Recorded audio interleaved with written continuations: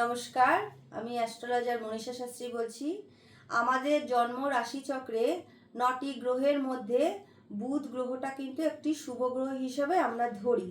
৯টা গ্রহের মধ্যে বুধ গ্রহটা যদি বলবান হয়, বুধ যদি আমাদের লগ্ন, দ্বিতীয়, চতুর্থ, পঞ্চম, নবম, দশম, একাদশ ভাবের সাথে ভালো সম্পর্ক করে বা বুধের পাশে যদি শুভ নক্ষত্র আসে, তাহলে কিন্তু আমরা বলতে পারি যে বুধের দশায় বা বুধের অন্তর্দশায় সেই সময় আমাদের শুভ ফল আমরা লাভ করি।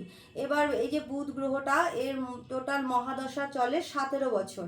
এবার বুধের যে জন্ম নক্ষত্র আছে সেটা হচ্ছে 9, 18 আর 27, মানে অশ্লেষা, জ্যৈষ্ঠা আর রেবতী।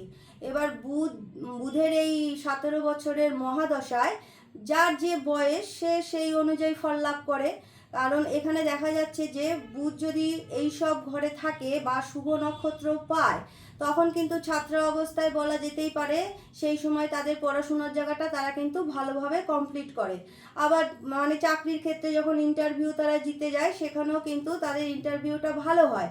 আবার ব্যবসার যখন সেই বুধের মহাদশা চলে, তখন কিন্তু বলা যায় যে ব্যবসায় শ্রীবৃদ্ধি ঘটে, অর্থ আসে, তারপরে ব্যবসায় সাফল্য আসে। এইরকম কিন্তু যার যে বয়স বা যে যেই ধরনের কাজ করছে তাতে কিন্তু তাদের সাফল্য পাওয়া যায়। এবারে অনেক সময় দেখা যাচ্ছে যে বুধের দশা তো 17 বছর চলে। এবার বুধের সাথে যে প্রথম বুধের অন্তর্দশা, সেটাকেও কিন্তু মানে বিচার বিশ্লেষণ করে দেখার দরকার। এই বুধের দশা আর বুধের অন্তর্দশা চলে 2 বছর 4 মাস 27 দিন। এইবার দেখতে হবে যে বুধ গ্রহটা আমাদের রাশিচক্রে কোথায় বসে আছে।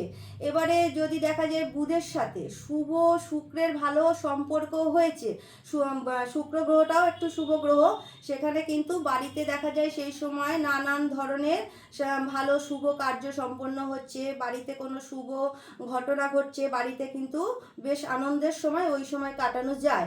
এবার বুধের সাথে যদি দেখা যায় যে ওই সময় অশুভ মঙ্গলের দৃষ্টি পড়েছে গোচরে, বা জন্মকালীন রাশিচক্রেও বুধের সাথে মঙ্গলের নক্ষত্র রয়েছে বা মঙ্গলের অশুভ দৃষ্টি আছে, তাহলে কিন্তু বলা যায় যে সেই সময় নানান ধরনের চিন্তা ভাবনা এগুলো কিন্তু নেগেটিভভাবে চলে যায়। তা সেই সময় মানুষের মধ্যে একটা ইরিটেশন ভাব চলে আসে বা ভুল ডিসিশন নিয়ে তারা কিন্তু অনেক সময় অনেক ক্ষতির শিকার হয়।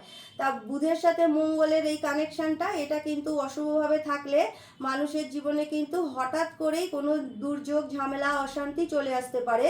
কারণ তাদের মধ্যে একটা হঠাৎ করে উত্তেজনার ভাব দেখা যায়।